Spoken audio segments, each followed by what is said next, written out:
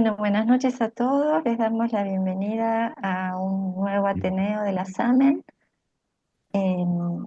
Esta noche nos acompañan Gustavo Kuzminski, que es médico hematólogo, vicepresidente de la SAMEN, y Francisco Gelman Constantín, doctor en letras de la UBA.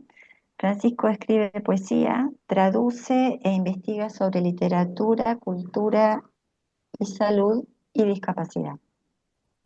Eh, la idea de este encuentro es eh, generar un momento en que ellos puedan conversar. La primera media hora está previsto que ellos tengan un diálogo, un intercambio acerca de su recorrido juntos y de cada uno. Y, y después vamos a abrir las preguntas, la participación de todos nosotros. Bueno, adelante, por favor. Bueno, gracias Silvia. Bueno, hola a todos, ¿cómo están? La verdad que estoy muy contento de compartir esta charla con Francisco. Francisco es eh, una persona que ha tomado con mucha profundidad estas relaciones entre la literatura y las cuestiones de la salud. Es autor de una tesis doctoral en donde tiene que ver con estas incursiones y además creo que hay algo especial en esta felicidad de compartir este espacio porque Francisco y yo tenemos una historia que nos vincula inicial como médico y paciente y un vínculo que a lo largo de los años se ha ido como transformando en algo diferente. Creo que una de las cosas más lindas que le puede pasar a las personas es que estén unidos por un vínculo de amistad. Y creo que eso es lo que ha sucedido con Francisco y conmigo. Así que creo que por ese lado es una linda cosa que hemos sabido atesorar.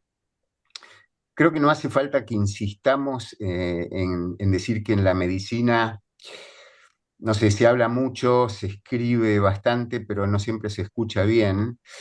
Y tal vez ahí hay algo de lo que tiene que ver con lo que hoy nos convoca, de cómo lo literario puede llegar a ofrecer algo, y no como un adorno, como una forma de pensar, de percibir y fundamentalmente de estar con el otro. Francisco creo que ha trabajado mucho sobre esta idea, la literatura no solo como una representación, sino como una intervención.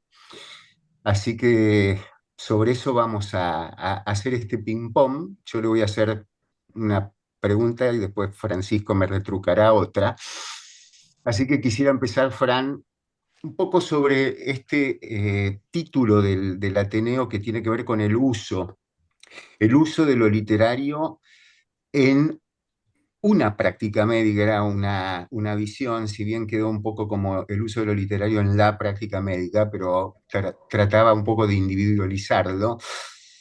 Fran, vos me gustaría como que vaya sobre este tema de lo que es el uso, ¿no? El uso como una situación que prescinde de ciertos derechos de propiedad, que se aparta de ese orden institucionalizado por quienes detentan esa propiedad. Y me gustaría que desde tu perspectiva puedas abrir un poco una reflexión sobre cómo se instrumenta ese uso como una suerte de resistencia.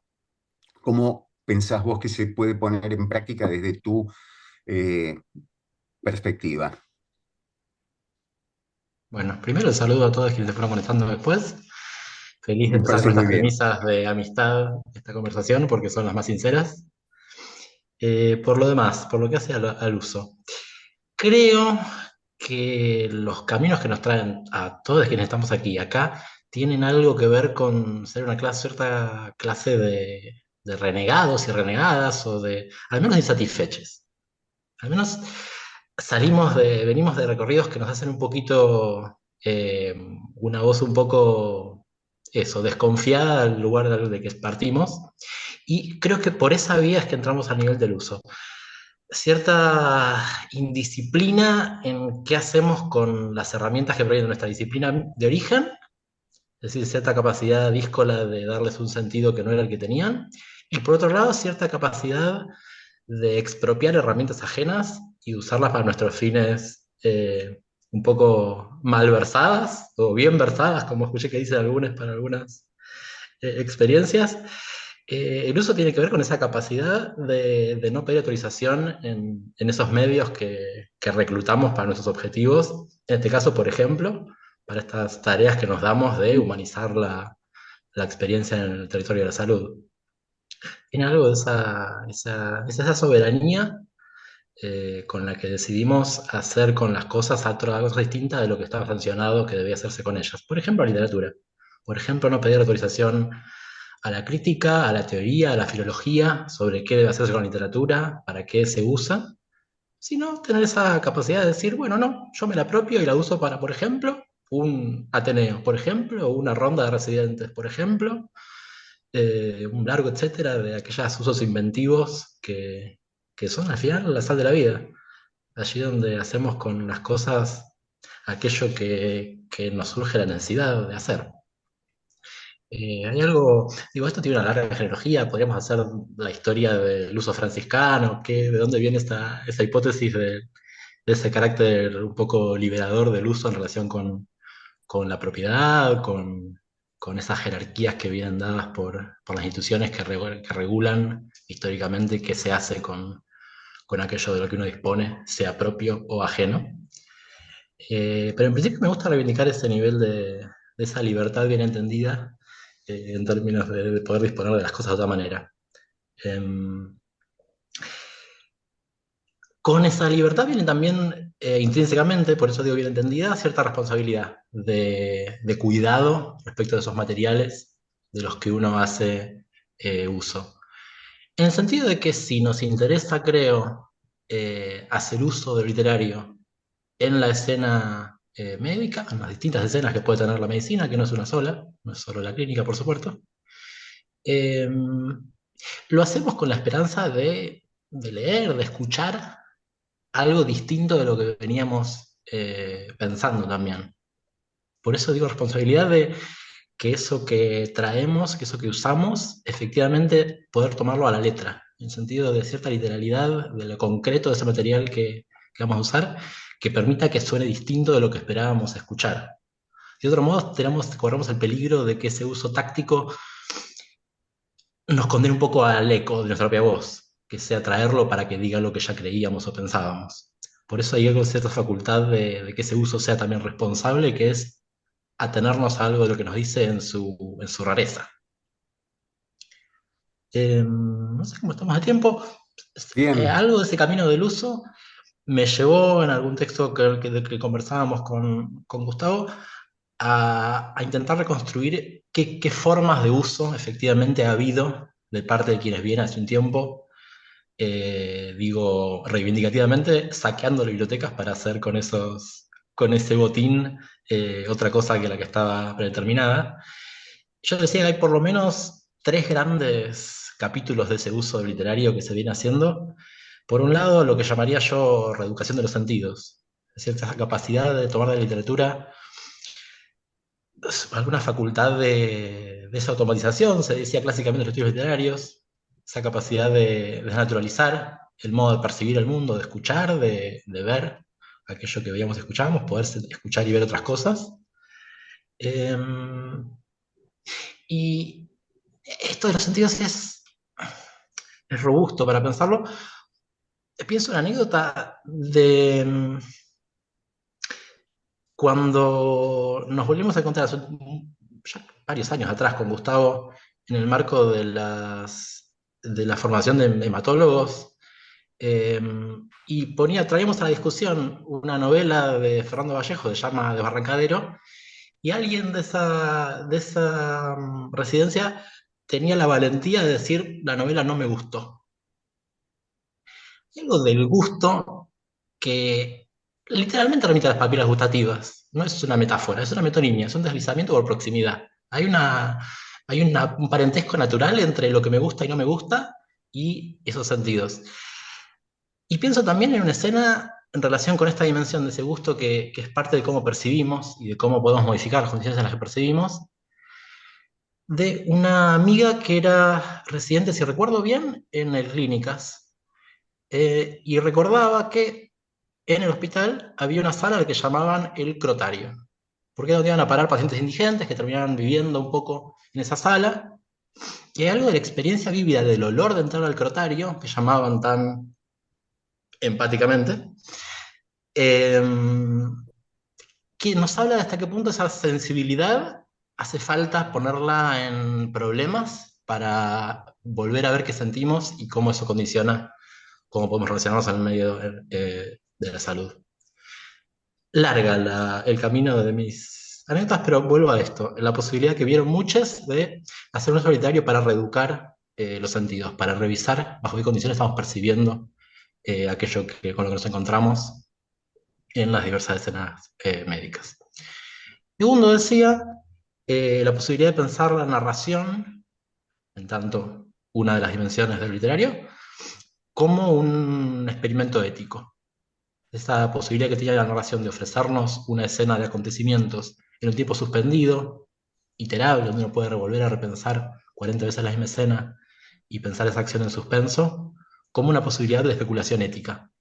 A medida que suspendo en el tiempo ese evento, uno puede volver a pensar la decisión 40 veces, uno puede volver a pensar qué condiciones la condicionan, valga la redundancia o no.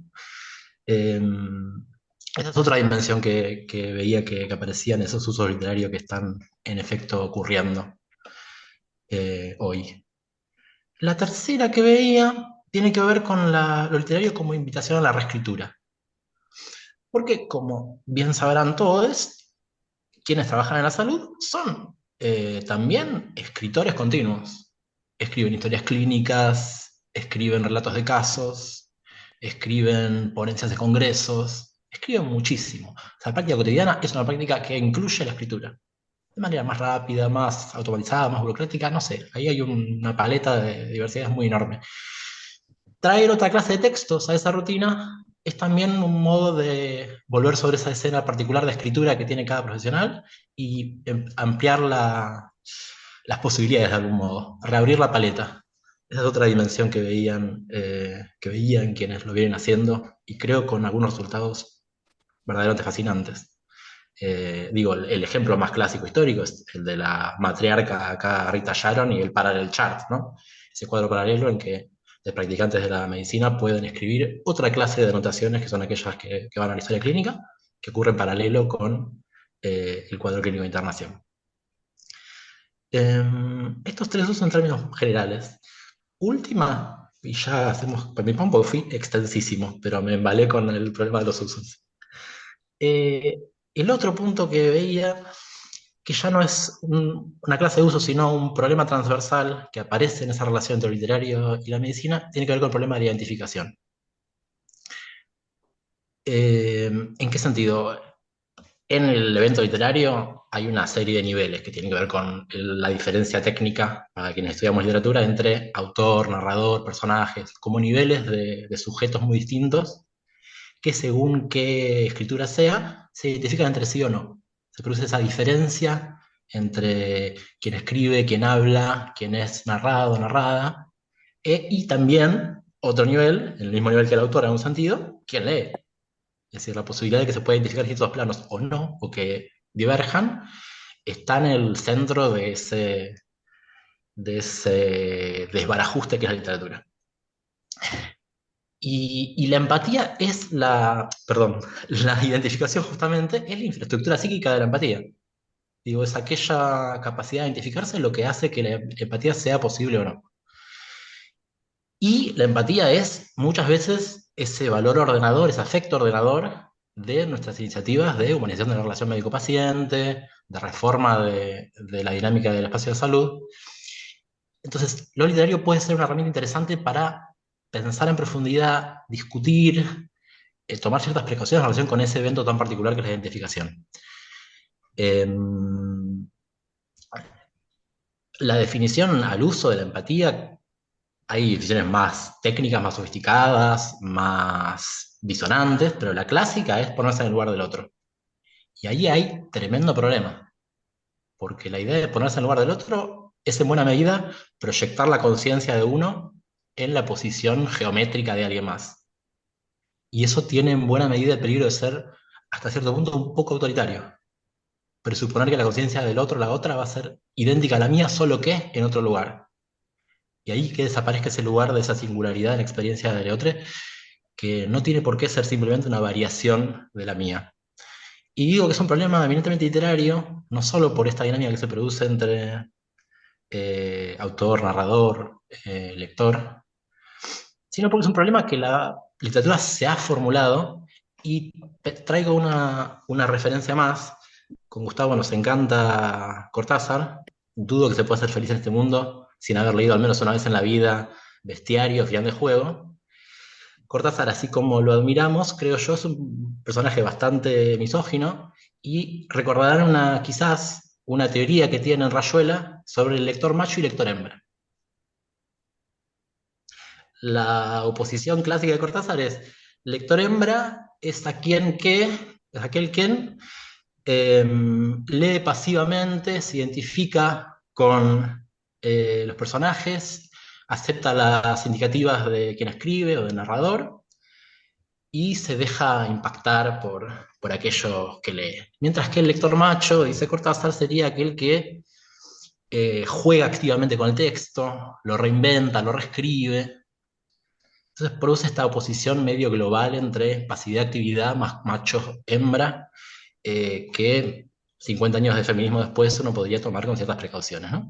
Pero lo que creo que deja pensar desde ahí, por un lado que hay algo de esos términos que hay que trastocar urgentemente, y si uno piensa cómo leen muchas personas que fueron socializadas como varones, que a partir de la infancia empiezan a identificarse con Superman, Batman, ANCAP, y en la adolescencia con el Demian de Gese o con esos antihéroes de Bukowski, qué sé yo, que se parece muchísimo más a esa idea de la identificación pasiva que Cortázar dice femenina que otra cosa, e inversamente hay algo que el psicoanálisis llamó capacidad oblativa, muy frecuentemente cultivada por esas personas que fueron socializadas como mujeres, que es la capacidad de interesarse por algo radicalmente distinto, de cuidar de algo radicalmente distinto, y por lo tanto, no tanto identificarse, sino promover aquello con lo que no nos identificamos, que podríamos pensar acá en vínculo no ya no con la empatía, sino con la simpatía, con cierta curiosidad por aquello que es verdaderamente diferente y que promovemos en tanto diferente. Y desde ahí entonces, discutiendo con los términos de Cortázar, pero poco retomándolos, pensar si hay cierta clase de lectura que, bajo esa línea, habría que pensar quizás como más femenina que masculina, que es más activa en su capacidad de abrir hacia lo diferente, que sería un complemento interesante para la empatía. Cierro por acá con ganas de preguntarte, Gus, entonces, ¿cómo, cómo invitás vos en esa conversación con tus pacientes tan cotidiana a abrir a otros lenguajes? ¿Cómo, a pesar de la solidez de tu formación como médico, hematólogo, multipremiado, multireconocido, cómo creas ese lugar de que aparezca otro lenguaje, de que se comprenda otra cosa, que se sortee ese obstáculo de la comunicación que típicamente aparece en los testimonios de los pacientes? ¿Cómo poder correrte de ese lugar técnico, a veces un poco paternalista? En fin, porque sé que está en tu práctica, porque lo he vivido como tu paciente, pero además está en tu prédica. Eh, no sé, si querés contarnos algo de ese A lugar. ver, esto es una cuestión para que voy a salir de acá. No sé qué pasó, que se me congeló la imagen hace un ratito y me parece que fui yo el que quedé desconectado, por eso me puse un poquito nervioso y empecé a buscar de conectarme por el iPhone, pero creo que estoy bien ahora. Mira, esa es una pregunta o es una cuestión más que una pregunta que a mí me persigue, me acompaña desde prácticamente el inicio de mi práctica como médico, porque yo creo que todos los médicos nos vamos formando en una lengua técnica, en una lengua protocolar, y de pronto empezamos a entender que eso no alcanza, que el paciente a veces no entiende y porque hablamos desde un código que no lo incluye. Entonces empezamos a apelar a distintas herramientas, el uso indiscriminado de las metáforas, tanto buenas como malas, tan estigmatizadas por Susan Sontag, con los distintos tipos, pero creo que uno empieza a buscar un poco a tientas, a oscuras, y que uno empieza a tratar de pensar en una forma intermedia, en una cuestión que intermedie entre nosotros con el paciente, eh, para de alguna forma lograr que se conserve la dignidad de lo que está en juego sin que lo podamos oscurecer, sin entrar en el paternalismo. Y a veces se empieza y lo vamos logrando desde otros lugares y por eso puede venir ahí el uso de lo literario, ¿no es cierto? Me gustaría traer un ejemplo, por ejemplo, un ejemplo, una viñeta. eh, una paciente, voy a distorsionarlo un poco para que no se pueda reconocer, una paciente con un mieloma múltiple estaba esperando la consulta, había hecho una primera parte de la consulta con otro médico del equipo. Yo tenía que entrar en un momento para poder empezar a charlar y hablar sobre cómo íbamos a definir la estrategia de tratamiento porque había tenido muchas complicaciones y esas complicaciones habían impactado negativamente en su capacidad de resistir tratamientos agresivos y se tenía que poner en juego si le íbamos a hacer o no le íbamos a hacer un trasplante.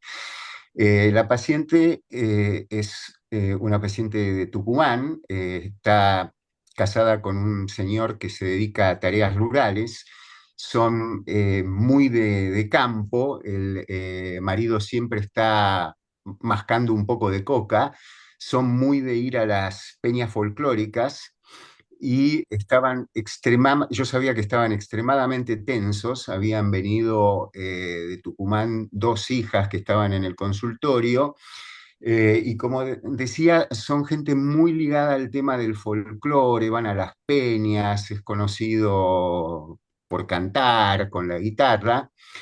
Y ahí estaban, el consultorio, yo entro, abro la puerta y veo como una situación en donde estaba el marido, la señora, las hijas, el médico, y se me ocurrió en ese momento, en vez de saludar, decir, del cerro vengo bajando, camino y piedra.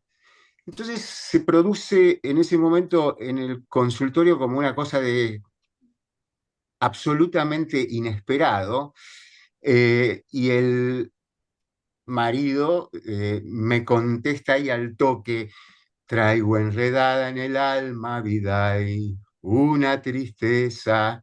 Y yo creo que ahí pasó algo, pasó algo muy poderoso, que no tiene que ver con el trasplante, que no tiene que ver con el mieloma, que tiene que ver con un deslizamiento del lenguaje y con un uso de una forma de poesía, porque esa es una samba hermosísima de Atahualpa Yupanqui, que yo en el momento me di cuenta que iba a producir un efecto y fue así, esa tensión que había en el ambiente se disolvió, yo diría que tal vez no inmediatamente, pero muy rápidamente, porque antes de empezar a hablar nuevamente de cómo íbamos a hacer, si íbamos a hacer un tratamiento, una quimioterapia, bueno, qué samba es tu samba preferida, si te gusta este autor, si no te gusta este otro autor, él tarareó algunas otras cosas más, y desde ahí entramos en la cuestión más médica. Pero yo creo que ahí esa ruptura de la comunicación habitual para generar una comunicación diferente, utilizando una herramienta tan poderosa como puede ser la poesía, yo creo que fue un instante muy hermoso en donde dejamos de ser médico y paciente, fuimos dos personas en una lengua común. Un lenguaje que no venía de la medicina, obviamente, que abrió algo, yo diría, como de una ritualidad, casi como si se hubiera transformado en un fogón el consultorio. Y entonces, sí, yo creo que es posible encontrar una lengua no predeterminada, salir de estas cuestiones de las cuestiones prefabricadas. A veces puede ser un poema, a veces puede ser un cuento. En esa oportunidad fue una samba, y me da la sensación de que es una forma para decir: Yo estoy acá, te escucho, y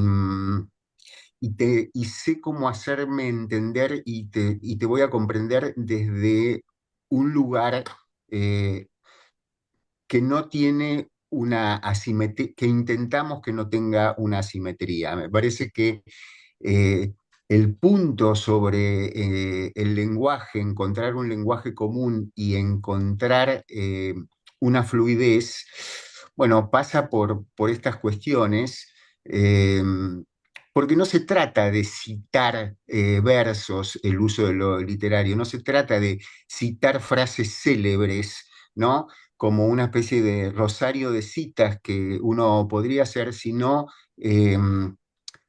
a través de la apropiación ilegítima encontrar una forma de entrada, que además yo debo decir que yo no lo había planificado esto, pero a partir de muchos años de ir desestructurando esta cosa tan acartonada que podemos tener los médicos para estar con los pacientes, entonces te da la posibilidad de que uno pueda fluir en esa lengua. Así que bueno, no sé si contesta un poco a la pregunta, pero bueno, me parece que por ahí vamos. Y ahora te voy a hacer yo otra pregunta, Fran, porque vos en tus trabajos proponés que la cuestión de lo literario no solo es una forma de acompañamiento al saber, sino que hay algo que lo interfiere, que lo resignifica o que lo desestabiliza. Entonces, a mí me interesaría saber para vos cómo se plantea esa interferencia, y ahí sí me gustaría si vos podés poner algo de tu propia experiencia desde el lugar que has tenido como paciente, en donde vos algo de eso sentís. Yo me he sentido en su momento muy honrado porque vos en tu tesis doctoral eh, tenés unas palabras para mí como médico que te ha acompañado junto con otros, y vos ahí ponés porque me han mostrado que hay otras formas de acompañamiento. Entonces, a mí me interesa que justamente cómo se ve eso significa que algo o que esas interferencias han pasado por un lugar, y me gustaría ver cómo lo podés zigzaguear de alguna forma. Sí, diría, primero, como más, premisa más general, la interferencia para mí es primero, antes que una táctica, un hecho empírico. Contra la hipótesis de que la escena clínica está clausurada sobre sí misma, con una única escala de valores que coincidiría con las valoraciones que hay dentro de la carrera de medicina, las escalas que uno aprende, los scorings, toda esa serie de criterios de valoración que supuestamente deberían primar en el espacio clínico. El hecho empírico que imagino confirmaré cualquiera de los que está aquí es que es una escena que ya está explorada como otras cosas, que ya tiene la presencia de valores morales, de valores culturales, de valores religiosos, que están ya siempre ahí interfiriendo, porque se entrecruzan, porque condicionan todo lo que pasa ahí, y eso es un hecho de partida. Entonces, a partir de ese hecho uno puede pensar, bueno, tácticamente, ¿cómo puedo decidir interferir con otras cosas? ¿Qué hay que yo pueda, al menos estar disponible? Porque en esto sigo perfectamente lo que decías vos, Gus, de que no depende necesariamente de la deliberación. A veces sí, uno puede tácticamente decidir, uso esto, pero hay algo de la disponibilidad a ver qué otras cosas entran, que es ya en sí mismo una, por lo menos sí, una disponibilidad, una disposición virtuosa, que vos y yo pudiéramos hablar en medio de una consulta de Thomas Bernhard, era la entrada de algo que no sabíamos para qué iba a hacer, qué efectos iba a tener, pero seguramente más liberadores que algunas de esas otras interferencias por defecto que venían en cualquier escena médica, como morales consuetudinarias, como mandatos sociales. Pensaba cuando decías Rosario, otro ejemplo aún más disparatado. Yo, además de la leucemia con la que me he tenido de muchos años con Gustavo, tengo enfermedad de Crohn. Entonces estuve durante toda mi vida, bueno, desde los 17 años, una gastroenteróloga, que la primera en mi vida fue una doctora del hospital italiano que se llama Marina Orsi, una magnífica médica. Perdóname, Perdón. Fran, perdóname. Les pido si pueden mutearse los Silenciar sus micrófonos. micrófonos. Decía, yo, Sí, Fran, sí. no, contaba esto, durante mucho tiempo me atendía Marina y cuando en determinado momento de mi vida había pasado la adolescencia bastante, entonces tocaba dejar a quien era mi médica gastroenteróloga pediátrica para cambiar de profesional. Entonces, en un momento de una ruptura muy fuerte de esa secuencia terapéutica, de ese vínculo terapéutico a largo plazo. Eh, entonces, gesto medio natural de mi parte y de mi familia fue hacerle un regalo a Marina que expresara un poco esa gratitud.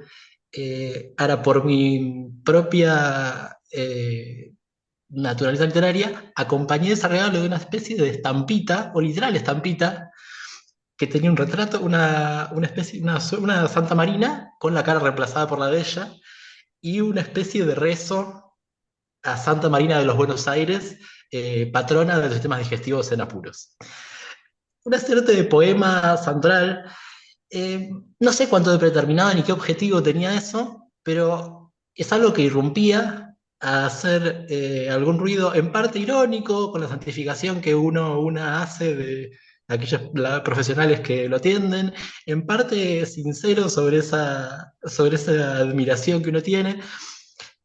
Esto, son materiales que irrumpen, son resonancias que aparecen y a veces pueden ser una decisión deliberada y a veces simplemente es cierta cultivar esta disponibilidad de que aparezcan y que puedan tener estos efectos un poco liberadores respecto de cuáles son los valores que están en juego en esa escena. Con esto, con esta invitación a la libertad como curiosidad, viene mi pregunta de ping-pong a Gus de vuelta, que tiene que ver, digo, dentro de esta disponibilidad generalizada a aquello que irrumpe, la pregunta específicamente, ¿por qué es que interesa la literatura? ¿Por qué? Yo sé que vos tenés con tus residentes un momento literario en el que traes específicamente cuentos o poemas o obras de teatro.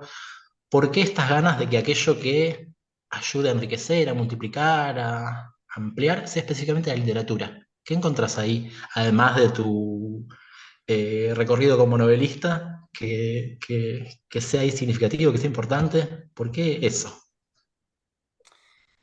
Bueno, no sé, quiero pensarlo esto inclusive desde la perspectiva de lo que nos convoca como medicina narrativa.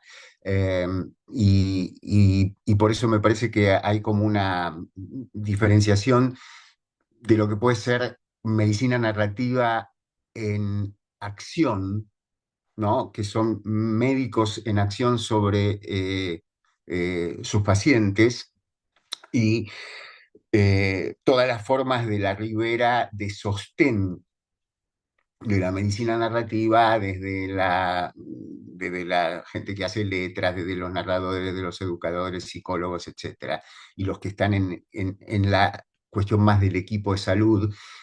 Y desde esa praxis, desde una práctica, bueno, yo he sentido que era una forma de humanización de la práctica, una forma de ayudar a eso, entendiendo también que, bueno, la medicina moderna desde su nacimiento está como muy anclada en un requerimiento de clasificaciones y prendada de la cuestión de las taxonomías, desde Sydenham en adelante, y el discurso médico siempre se organizó sobre la mirada sobre el cuerpo y sobre la enfermedad en base a regularidades observables, a síntomas agrupados, a clases, a espacios. Eso lo señala claramente Foucault en ese libro sobre el nacimiento de la clínica. Eh, y es algo que no está mal, es parte de la potencia y al mismo tiempo creo que es parte del límite de la medicina, una medicina que necesita ordenar, clasificar y construir series, definir patrones, buscar nombres, asignar códigos. Y en ese gesto, en ese lugar, quedan como grietas que es posible intervenir y a mí me parece que ahí en eso que tiene que ver con esas porosidades, como dicen algunos, es donde uno puede meter esta cuestión que es la cuestión de lo literario. Yo creo que la literatura no pensada como algo que sirva, ¿no? En el sentido de funcionar, porque tal vez la literatura no sirve para nada en ese sentido, sino que hay que pensarla desde otra cuestión de servir, de que sirva en tanto ofrecimiento.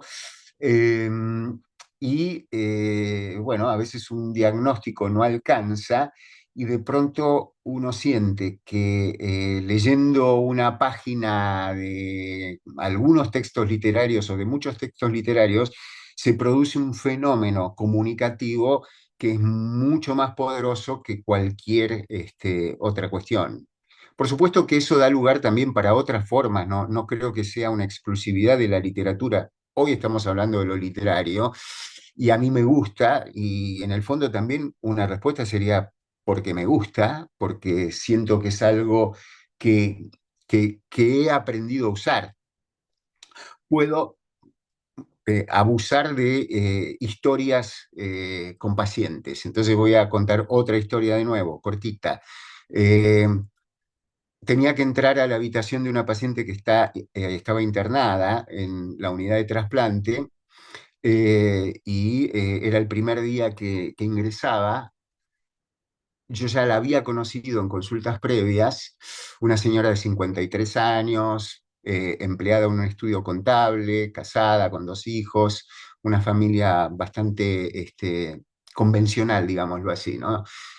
Habíamos tenido un par de consultas, habíamos hablado qué cosas le gustan, qué cosas no le gustan, nos habíamos empezado a conocer un poco. El día que yo ingreso a la habitación de ella, que recién había entrado a la unidad de trasplante, la noto muy tensa, pero muy, muy tensa, cosa que no es sorprendente de una persona que ingresa para hacerse un trasplante hematopoyético, un trasplante de médula ósea. Pero yo sentía que había algo más y le digo, bueno, ¿qué te pasa? Te noto muy tensa, ¿qué te está pasando? En ese momento la paciente se pone a llorar y me dice, mira, lo que pasa es lo siguiente, mi mamá, que es un poco mayor, no sabe que yo tengo esta enfermedad.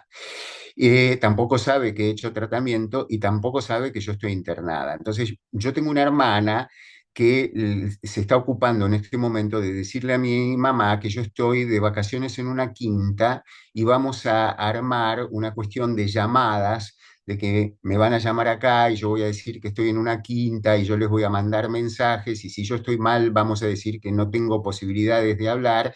Mientras tanto, también había un problema con una sobrina que no sé qué le estaba pasando, ¿no? Entonces, yo esa historia y de pronto le digo, me estás contando un cuento.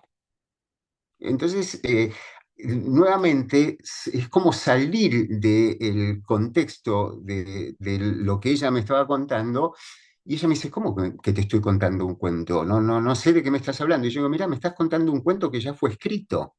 Le digo, hay un cuento de Cortázar, que es un escritor que ella no había leído, que se llama La salud de los enfermos, eh, y es lo que vos me estás contando. Le digo, y es lo que me estás contando es un cuento.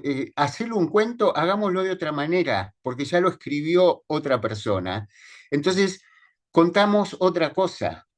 Y de alguna forma entendió inclusive lo absurdo de la situación que ella había armado. No sé si ubicas bien el cuento ese de Cortázar, La salud de los enfermos. No me acuerdo en qué volumen de cuentos está.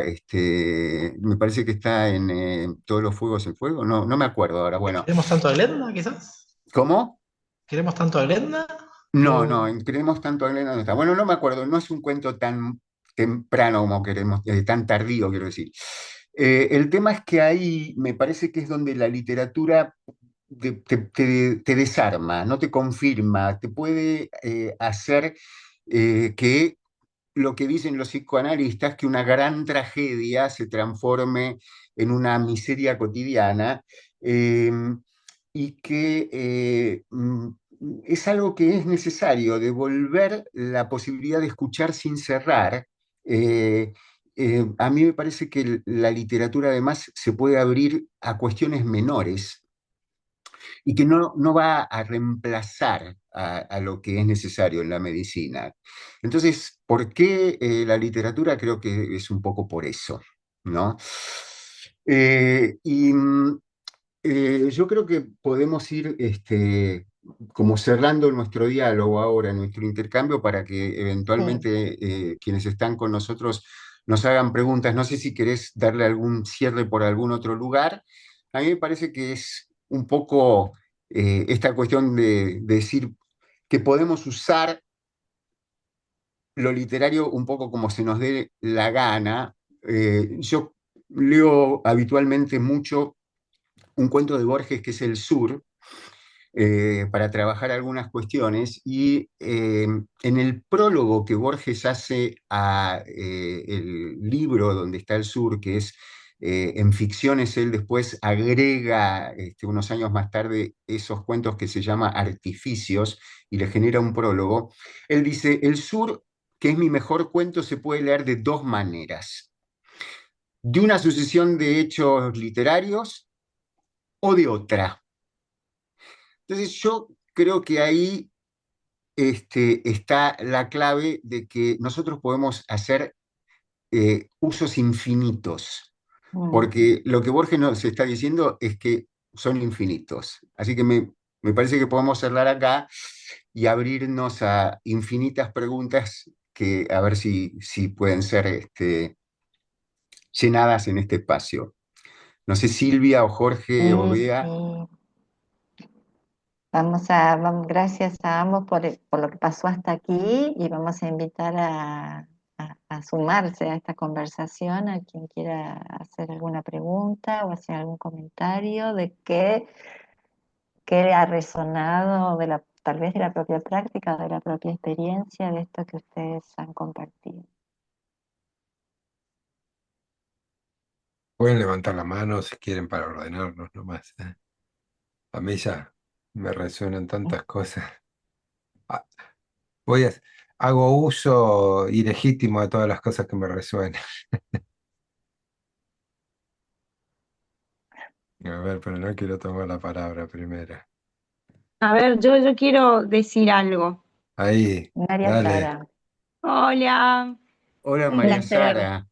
un placer escucharlos, un placer escucharte, Gus, así desde este lugar tan profesional desde la medicina, pero también desde este lado de lo literario. Eh, Hay algo que tomo un poco de conclusión de todo lo que han dicho Francisco y vos, de que esta relación o este vínculo médico-paciente fundamentado o que busca en la literatura un fundamento, digamos, de comunicación, también es muy exitoso porque del lado del médico hay un interés por conocer a ese paciente antes de acercarse a través del código de lo literario. porque si no, seguiría siendo un código ajeno, seguiría siendo algo extraño.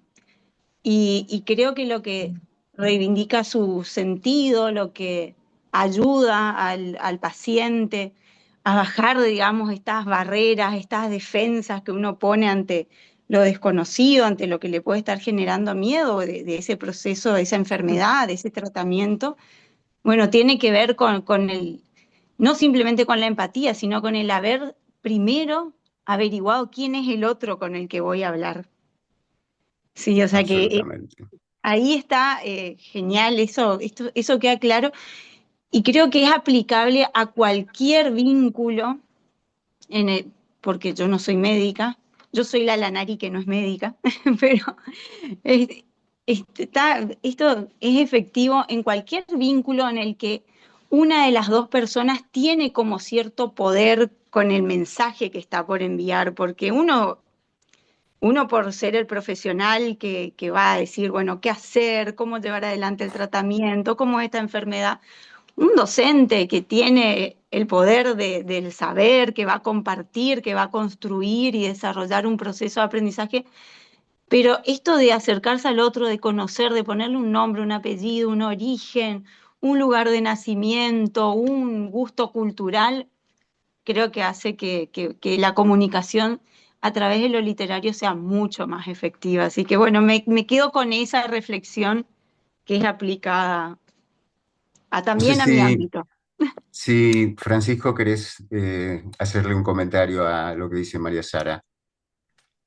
No, me resuena perfectamente con lo que veníamos diciendo. Es esto que yo le pongo este nombre de simpatía, pero también podríamos decirle curiosidad, esa apertura a aquella otra que nos enfrenta, que sí, yo coincido en que es precondición de que después lo literario sirva para algo. Primero tiene que haberse esa disponibilidad a eso raro que el literario solo va a poder potenciar. Sí, totalmente. Gracias, María Sara. Voy- ¿Puedo aprovechar yo?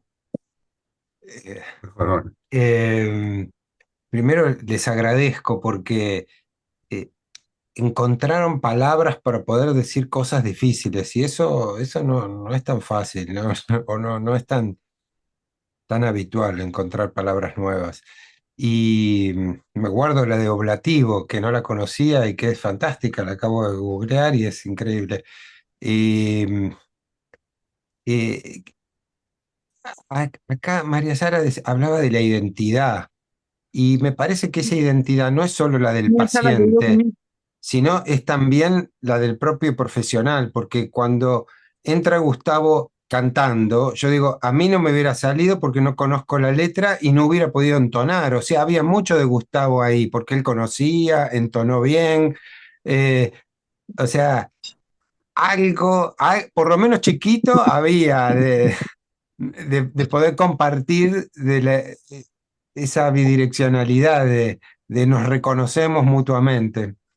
Y en eso me hicieron pensar en que en inglés gift, que es regalo, también es don, y es el don que tiene el otro y que yo le puedo dar también, esta cosa de este acto de dar al otro algo y que se comparte, que va y que viene.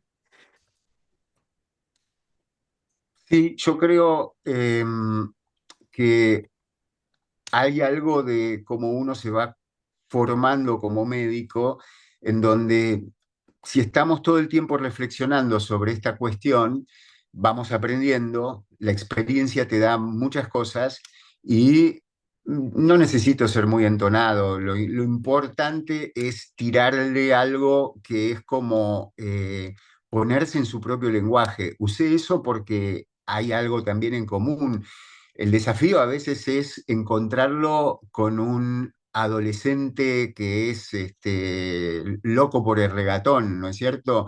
Y hay que lograrlo, de alguna forma hay que lograrlo, ¿no? Entonces, pero bueno, a mí me parece que eso tiene que ver con que uno se permita ser espontáneo sin ser ridículo, no sé, o a veces caer en ridículo y no tenerle mucho miedo también.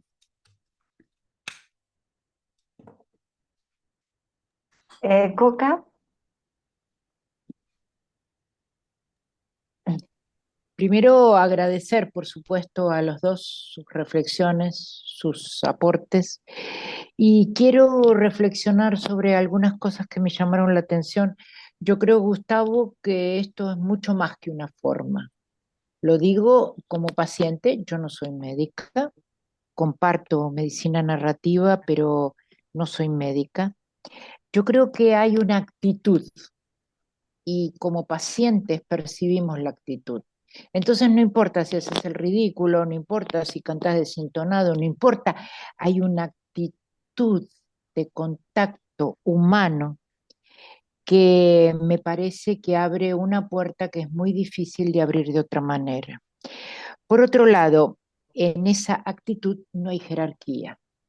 Generalmente los médicos o la corporación médica tiene, digo culturalmente, una tradición de una jerarquía de dioses.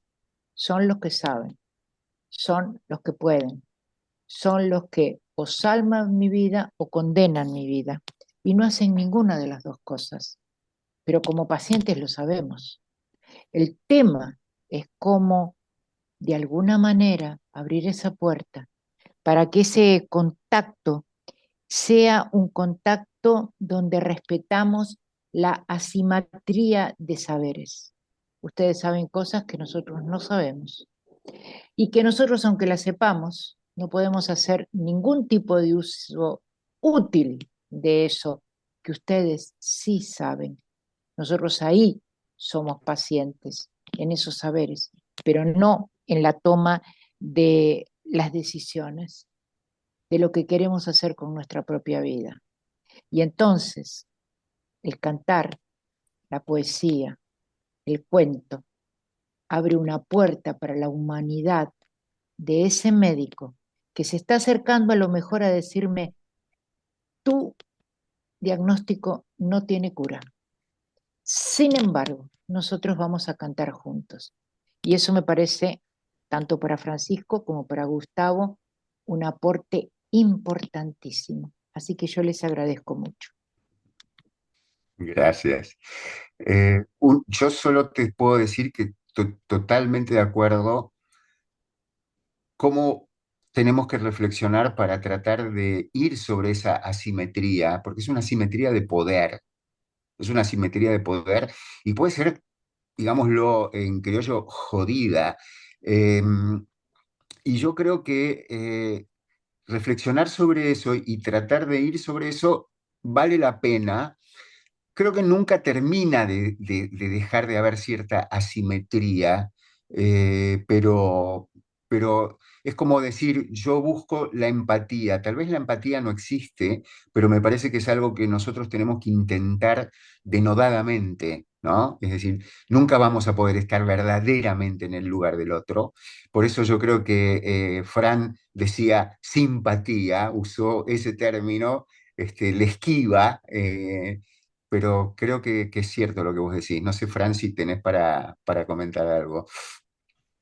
No, me parece crucial esta palabra que no, o este problema que no nombrábamos, pero que trae Coca de esto que vos llamas poder, pero que Coca explicaba tan en detalle. En esto, sin embargo, soy freiriano, Paulo Freire de la primera hora, en el sentido de todos sabemos algo, todos ignoramos algo, todos aprendemos algo. Efectivamente, hay un saber biomédico del que médicos van a tener un conocimiento del que nosotros pacientes no vamos a tener nunca acceso hasta tanto nos lo expliquen, pero efectivamente en esa escena se juega mucho más que eso. Y hay algo de nuestra experiencia de padecimiento o de bienestar o de felicidad que va a ser necesariamente parte de cualquier decisión clínica tomada lo más democráticamente posible que queramos. Entonces algo de ese entrejuego, lo jugoso, yo creo, de las preguntas que nos hacemos acá hoy, qué pasa en el encuentro de ese saber que va a ser diferente radicalmente en términos biomédicos entre médico y paciente, pero otra clase de otros saberes que son determinantes para esas decisiones, de los que vamos a saber muchísimo más los pacientes que cualquier médico, por curioso, atento, generoso que sea ese profesional, no vive dentro de nuestro cuerpo. Entonces Ah, esa escena en la que entran en intersección y en entrejuego, bueno, algo de ese poder a lo mejor lo pone en discusión. Y eso es lo divertido en algún punto. Sí. Está Ignacia. Bueno, la verdad que me gustó mucho la conversación de ustedes. Es lo que siempre insistimos en narrativa, ¿no? La conversación y lo que va ahí fluyendo. Así que les los felicito y les agradezco, porque aparte de esto, a los que estamos aquí nos hace como dialogar mucho también internamente, ¿no? Pero yo, bueno, de hecho ahora vamos a ver las jornadas con Diana Tarnowski, lo que puede la poesía en la medicina, ¿no? Es decir, como una investigación, como mirar algo que ya viene haciendo Diana y yo lo vengo haciendo en otros espacios en el hospital con residentes, pero es todo un lugar de una buena transgresión, de una necesaria transgresión, como vos decías muy bien, Francisco, porque uno sabe que la medicina está tremendamente endurecida desde lo tecnológico y demás cuestiones, y si la medicina no va teniendo estas texturas o estos lugares, quienes la ejercen quedan, quedan realmente quedan sin la posibilidad de desplegar su propia poesía. No hay que ser poeta ni escritor para esto, sino que, así que en esto, y yo pensaba en esto de los usos y una cosita más que creo que ahora se fue, pero Carlos Pressman dio una charla hace el año pasado con los residentes y a alguien no sé si le preguntó, bueno, ¿por qué leía tanto? ¿O qué y él dice, porque no tengo tantas vidas para poder entender la cantidad de experiencias que se viven en los procesos de enfermedad, ¿no? Mis hijos a mí me dicen, papá otra vez comprando libros de mala onda, ¿no? Porque obviamente a mí me pasa, yo soy psicólogo, entonces a mí la lectura de estos textos me permite meterme en este proceso. ¿M? Subjetivo, personal, singular, único, para entender qué pasa allí puede ser desde la ficción o desde estos modos que dijiste, Francisco, al principio, ¿no?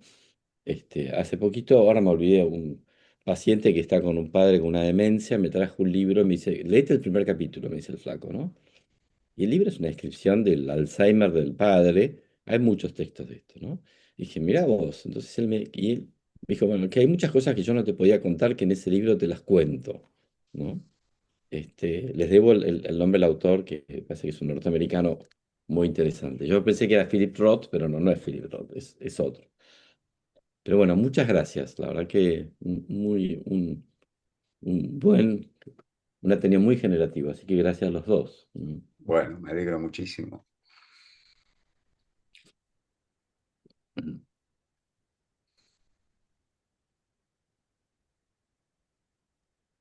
¿Quién era Beatriz por orden o Isabel? Julieta, me parece que está. Silvia, estás Ah, muteada, perdón. por eso. Silvia está. Julieta. Sí, Julieta.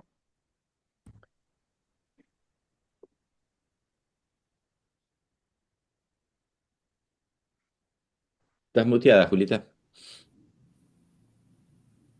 No, está desmuteada, pero no se escucha. Hay un problema con Ah, el mic, me parece. A ah, ver. Sí, no se oye. bien. Sí, perfecto, era el tema de los auriculares. Ahí está. Bueno, no, había dicho que buenas noches y que como este está siendo mi primer acercamiento real a la medicina narrativa, les pido disculpas si meto la pata un poco con lo que digo. Todo lo que escuché ahora me resonó, todo me dio ganas de dar un como, yo vi desde un poquito el egoísmo y el narcisismo de, yo eso lo escuché, lo vi, me topé y digo, quiero decir algo, pero ¿qué digo?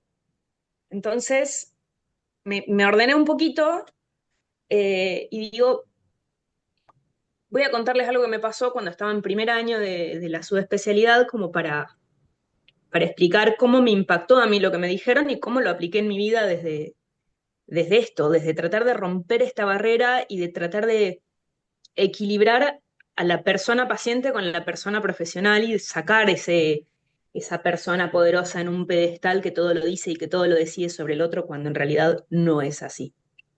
Cuando estaban primero, el jefe del servicio, una persona que mucho sabe y que tiene muchísimos más años haciendo lo que hago yo hoy, me dice, ¿por qué te dicen los pacientes Julio o Julieta? Me lo pregunta de una forma muy seria, una persona muy como correcta, muy un señor, o lo que nos dicen que es un señor. Y me dice, ¿por qué te dicen los pacientes Julieta? Juli. Digo, porque así me llamo. Pero a usted no le tienen que decir así. ¿Y cómo me tienen que decir? Le tienen que decir doctora, doctora Míguez Arrúa. ¿Cómo le van a decir Julieta? Le digo, a ver, yo atiendo a niños. A mí no me interesa que un niño me diga Julieta, me diga doctora. A mí me interesa que ese niño me vea de una forma tal que yo no sea algo lejano, que me permita acercarme, que me permita revisarlo, que me permita pincharlo, que me permita dormirlo. Yo necesito otra cosa del paciente. Y además, la verdad que me gusta. Míguez es mi papá, Arrúa es mi mamá, yo soy Julieta. Mire usted, me dice, ¿y qué va a hacer el día que le tenga que dar una mala noticia a esa familia o a ese paciente? ¿Con qué cara, con qué autoridad les va a dar una mala noticia? Veré qué hago en ese momento, les digo. En ese momento no me había tocado dar una segunda mala noticia. Yo hago oncología infantil y la primera noticia siempre es mala. La segunda noticia siempre es peor, es mucho peor. Pero bueno, cuando me tocó dar la segunda noticia a una familia que me trataba de Juli y de Julieta, me senté, los miré, se los dije, les dije cuál era el escenario, me preguntaron si me podían dar un abrazo, nos dimos un abrazo, les pregunté si querían que habláramos de algo más, hablamos de algo más, les dije que escribieran sus dudas, que las conversáramos y demás, y entonces yo ahí pensaba en qué importante es eso, vivir la narrativa y vivir la medicina desde donde uno puede hacerlo y dándole lugar al paciente para que deje de ser solamente un paciente y se convierta en una persona. Yo no pretendo que el paciente sea mi amigo o yo ser amiga del paciente, porque tampoco me parece que el alma me permita eso, que la fuerza me permita eso. Pero sí, como me pasó hoy, sentarme al lado de una paciente, esta es adulta, que está recibiendo quimioterapia, y sentarme, ella está en un sillón de quimio y yo en una sillita que me llega a las rodillas, y sentarme al lado de ella a la altura de casi el piso para conversar. Y no más arriba, y no con un escritorio de entre medio, al frente mío, poniendo distancia, ¿no? Sino con toda la necesidad de recordar y de jerarquizar al que tengo al frente como una persona. Nada, entonces me hizo ruido en ese momento que este jefe me dijo esto. Traté durante un tiempo de que me dijeran doctora, o doctora Míguez, o doctora Rúa. No me salió, no me gustó, me pareció totalmente frío y grotesco desde cómo me manejo en la vida. Me retaron muchas veces, muchas personas, y después se cansaron de retarme. No les quedó otra. Así que nada, eso les quería contar justamente por esto que dicen de la importancia de equilibrar un poquito los poderes entre profesionales y pacientes. No hay nada más literario que el momento de dar un nombre.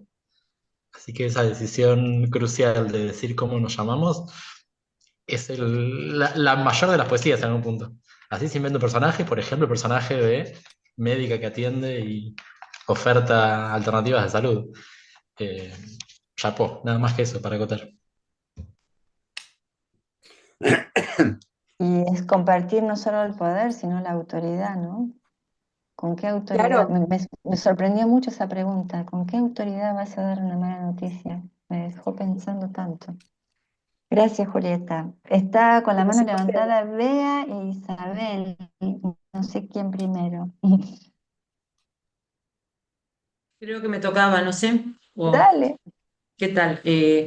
Bueno, buenas tardes a todos o buenas noches ya. Disculpen que llegué un poco más tarde, pero no me lo quería perder.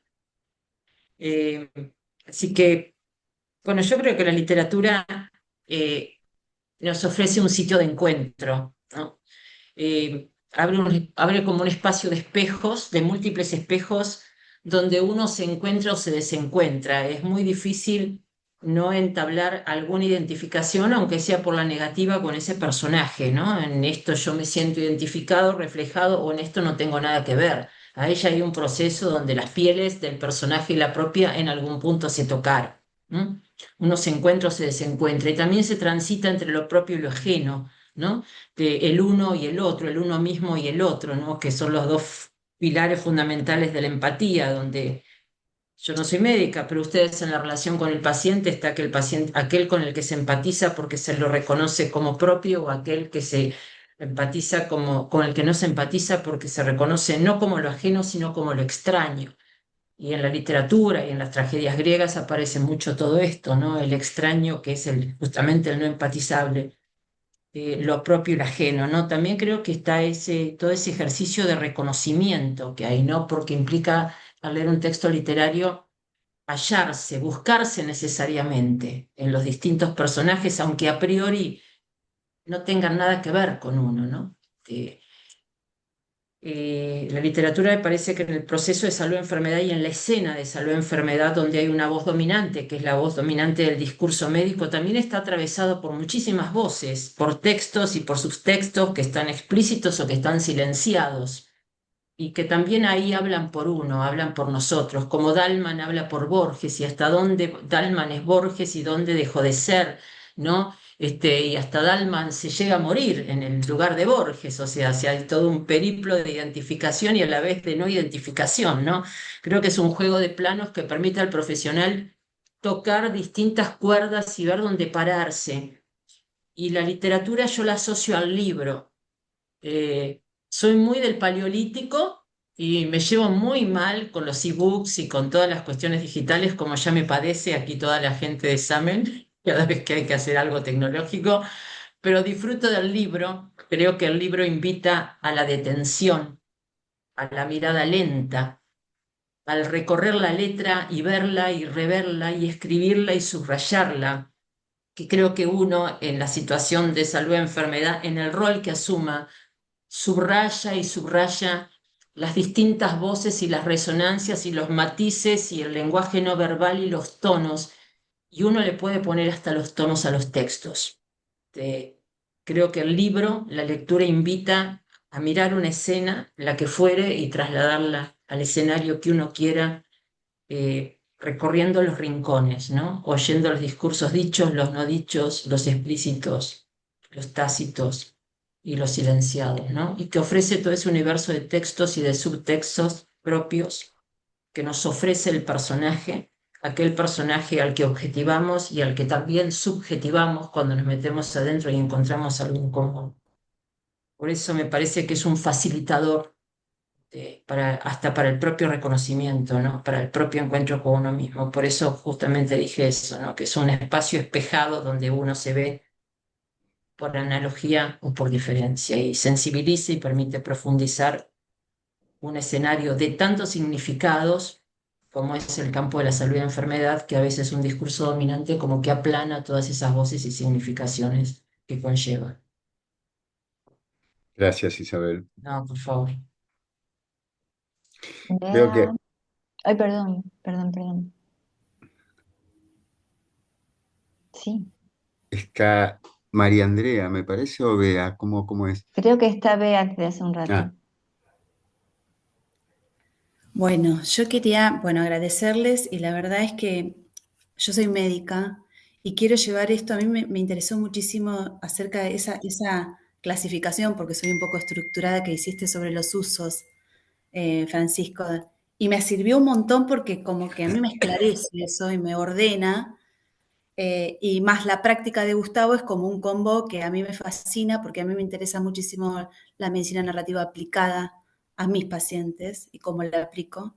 Además de los talleres con los residentes y que leemos y leemos cuentos y demás, pero en el momento que estoy con el paciente, ¿no? ¿Cómo la uso yo? ¿Y vos dónde la ubicarías? Yo creo que la ubico en la reescritura que vos hablás ahí, pero aparte de hacer la historia clínica paralela de Rita en casos complejos, no es algo que puedo hacer todo el tiempo, pero en los casos verdaderamente complejos que me desafían la hago.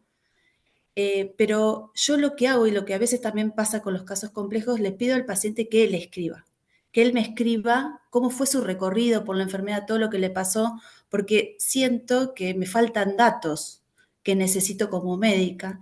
Y la verdad que las veces que tuve casos muy complejos y que pedí eso y me lo trajeron, seguramente ellos también lo leyeron, pero esa parte no sé qué pasó ahí. Seguramente a ellos algo de luz le debe haber dado igual Y a mí me trajo muchísima luz acerca de lo que estaba, esa paleta que vos decís, que se reabre, ese conocimiento que necesito. Eso también sucede cuando yo les pido que escriban.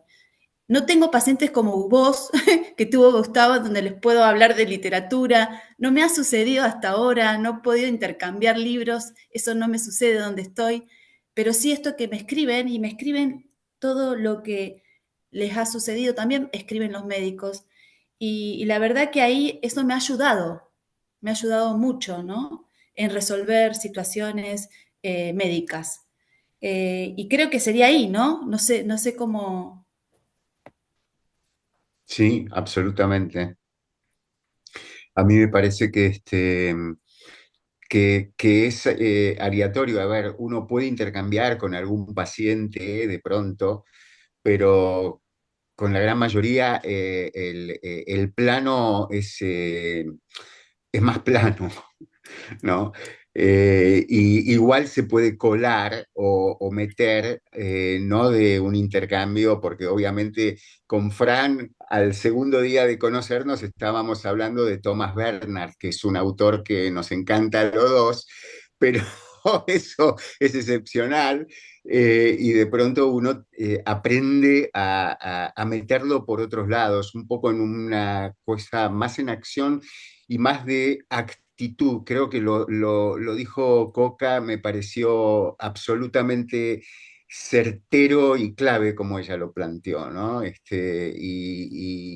eso ahí se aplica a todos, porque ahí no hay una cuestión de privilegio, ¿no? Yo creo que como Coca lo puso en un plano cuando hizo ese comentario que me encantó porque fue que posibilita que eso no sea tan estratificado. Vea, me parece que es un poco como vos decís. Y sí me Sí, han a mí regalado me- poesías que han hecho también, o sea, que Sí, genera, sí, sería como el sentido que le genera y hacen poesías que escriben, eso sí sí. me ha sucedido. Y es como eso que vos dijiste, como, no sé cómo dijiste, Fran, esas palabras tan dulces, cómo las utilizás, que dijiste que como alabanza, o esa virgen que le pusiste la cara de la, pero me ha sucedido eso. Sí, la suerte de rezo. Es, Sí, o sea, creo que lo interesante, por lo menos desde el modernismo y más aún la vanguardia, es pensar la literatura como un experimento. Entonces, esto es una carta abierta, no hay una receta, hay propuestas, hay estas sugerencias de usos que han sido encontrados, que uno puede ahí recurrir a un archivo y recuperar descubrimientos de otros, pero después hay un experimento abierto de propuesta de escritura al otro, de escritura conjunta. Jugaba en algún lugar con proponerle a un paciente, a una paciente, un dibujo de un cuerpo sobre que él o ella pueda escribir palabras también sueltas.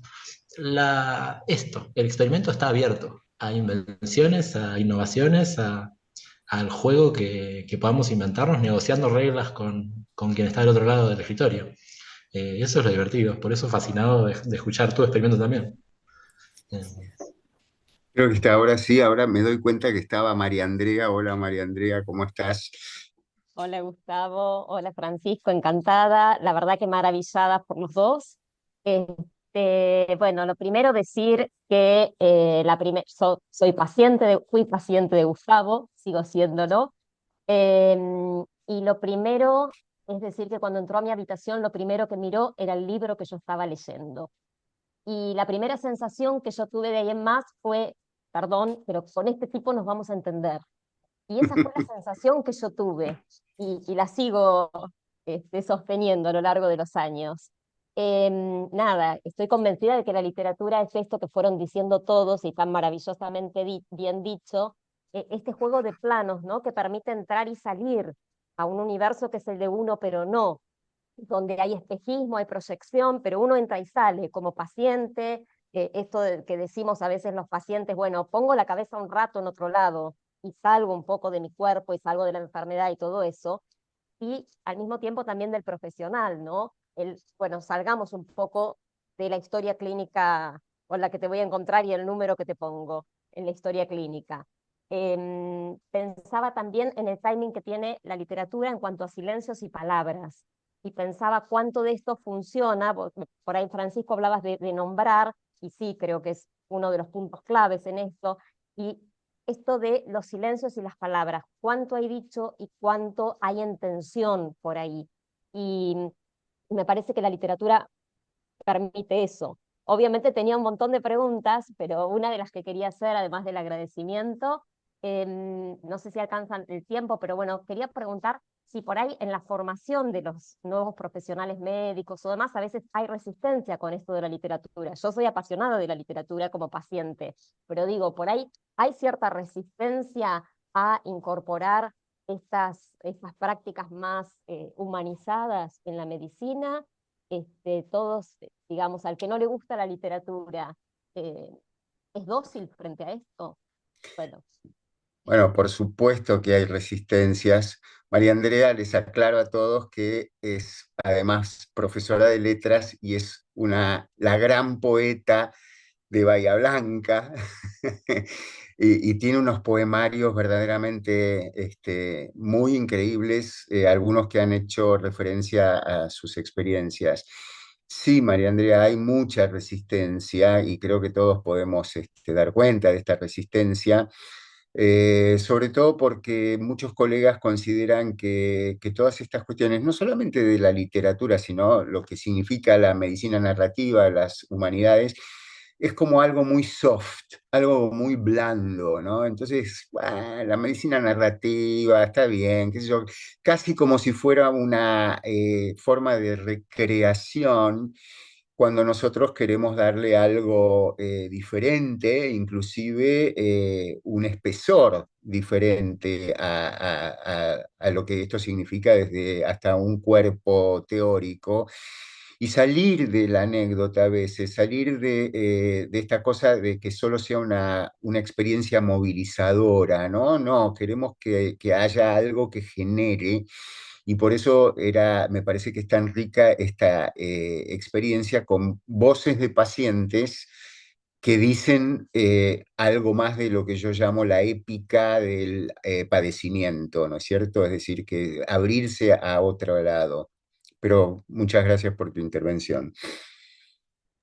Agrego una pequeño dato, anécdota, historia, no sé cómo llamarlo, que fue una experiencia muy interesante en la Universidad de La Plata, que durante muchos años, bajo el cuidado de un docente, un médico, que le puso un montón de tesón y trabajo, se dictó literatura, cine y medicina en el marco de esa carrera. Entonces, Medicina de La Plata tenía una materia dedicada a hablar de literatura y cine para la práctica médica. Cuando este profesional dejó de dictarla, la materia desapareció. Fue una experiencia que empezó y terminó en la medida del tesón de ese individuo y de toda la red que lo acompañaba en ese dictado.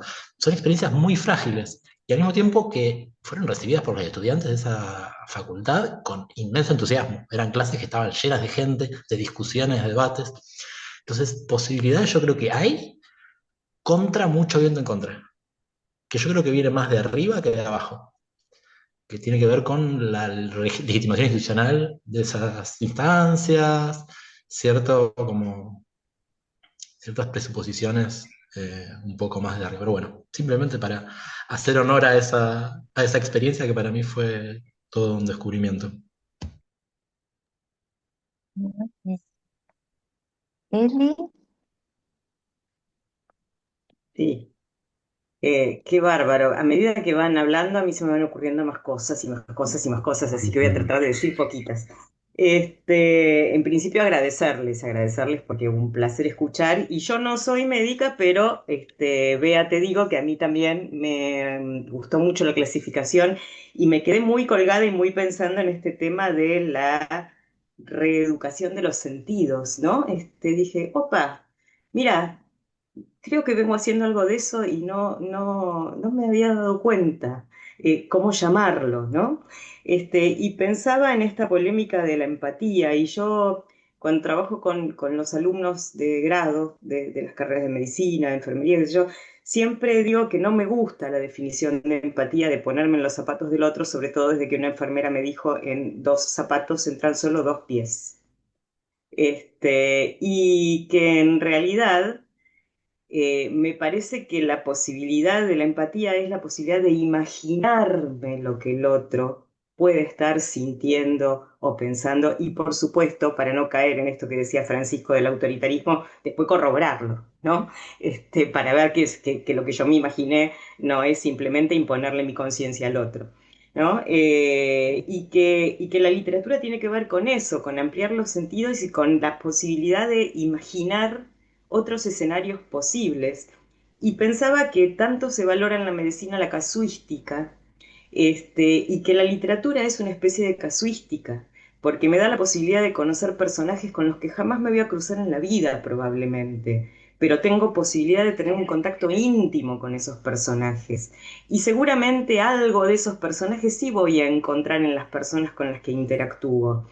Y también pensaba en la anécdota de Gustavo. Gustavo no podría haber cantado esa samba, era una samba, no era La samba. samba, si no tuviera mucha literatura encima, ¿no? Y hay muchas cosas que podemos comprender a partir de los universos literarios, folclóricos, poéticos, en los que nos metemos, y cuanto más de eso hay, más posibilidades también tenemos de contacto con los otros, aunque no sea a partir del autor del libro, ¿no? Cuando Gustavo empezó a contar la anécdota, yo enseguida pensé la salud de los enfermos de Cortázar, y en realidad yo con ese cuento me encontré como narrador oral con el problema de cómo lo cuento con tantos personajes y desistí, digamos, ¿no?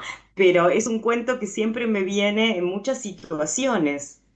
Y pensaba también en esta cuestión de la resistencia que decía, no me acuerdo tu nombre porque veo tu sigla, María Andrea, ahí está, María Andrea, ¿no? Y yo creo que a veces también es una cuestión de animarnos a hacer este uso eh, no institucional, ¿no? A nosotros nos pasa, a mí me pasa que yo me he propuesto desde hace un tiempo en las materias selectivas de medicina narrativa, a la que muchos llegan porque tienen que hacer créditos o porque parece más fácil que otras o qué sé yo, que los estudiantes lean una novela. Para algunos estudiantes de enfermería, sobre todo, es la primera vez en su vida que leen una novela completa. Y para muchos estudiantes de medicina, lo que les pasa es, ay, yo era lector y desde que entré en la carrera no leí más. Y una de las cosas que más agradecen es que dediquemos parte de una clase a poner música y a leer en silencio cada uno lo que eligió, ¿no? En esta cosa de habilitar estrategias de no interrupción. Entonces me parece que también hay algo que tiene que ver con el animarnos a proponer estas cosas, que cuando las proponemos, como bien vos contás lo de la Universidad de La Plata, los destinatarios, si se las proponemos con delicadeza, si no les imponemos, lee esta novela, si no te doy un abanico de 5, te cuento de qué van, lee la que quieras de estas 5, ¿no? Hacer como cosas que inviten a la lectura, no que la impongan, y que inviten a pensar y a poder trabajar a partir de esto. La resistencia de quienes reciben no es más por ahí la resistencia institucional lo que hay que vencer, ¿no? Y esta cuestión de los usos me parece interesante porque parecería que aquello que a priori es percibido como que no sirve para nada me hace perder el tiempo.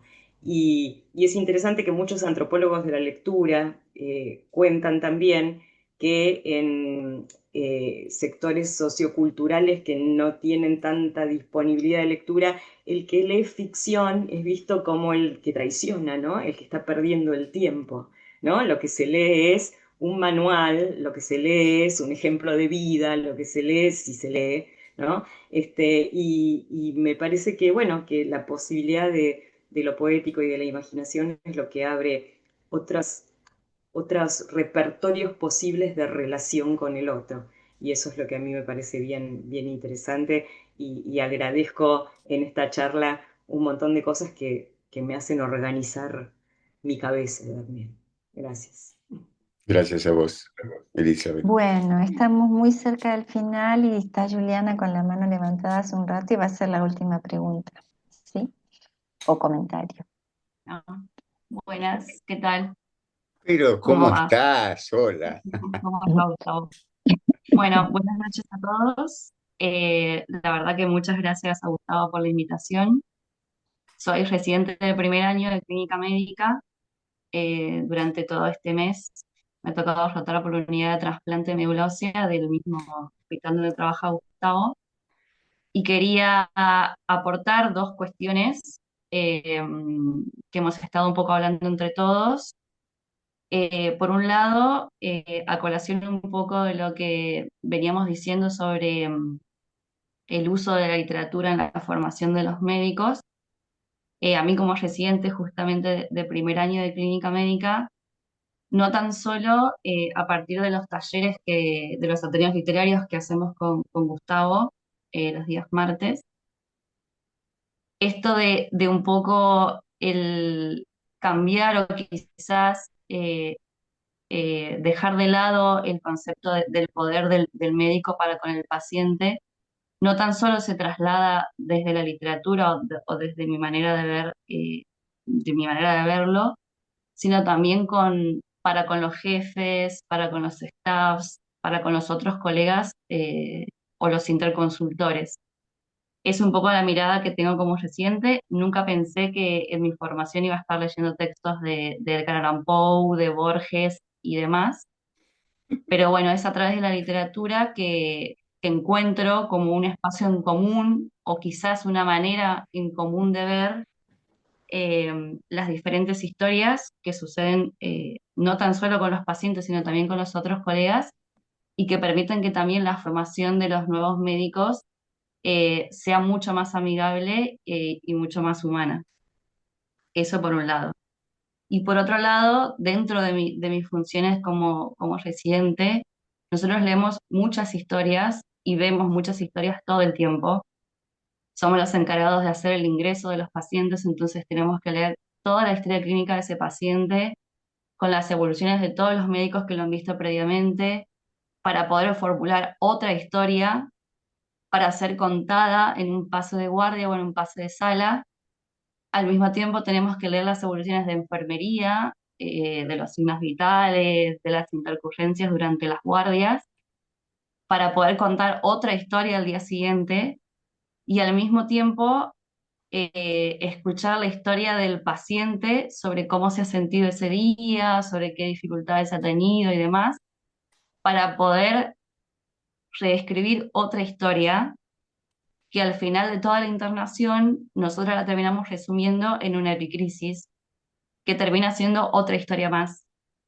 Entonces, el hecho de tener un espacio, no tan solo en la formación, sino también a través de la medicina narrativa y de estos ateneos, nos permiten, o creo, aumentar esa sensibilidad o ampliar quizás la mirada universal de ese paciente, de su historia, de su familia y demás, para mejorar mucho más la reelaboración de todas esas historias. Así que muchísimas gracias por este espacio y obviamente Gracias a vos, Julie. Bueno, el cierre no podía ser mejor, me parece, ¿eh? Gracias, Juliana, porque ha hecho como una síntesis de cómo creo que le da el sentido a la tarea que haces, Gustavo, a toda la conversación que tuviste con Fran esta noche y a todo el uso de lo literario que fuimos capaces de compartir juntos en esta conversación, ¿no? Así que agradecerles muchísimo, ha sido muy, muy, muy rico. Y recordarles que en julio son las jornadas de la Sociedad Argentina de Medicina Narrativa. Pasen el chivo, por favor.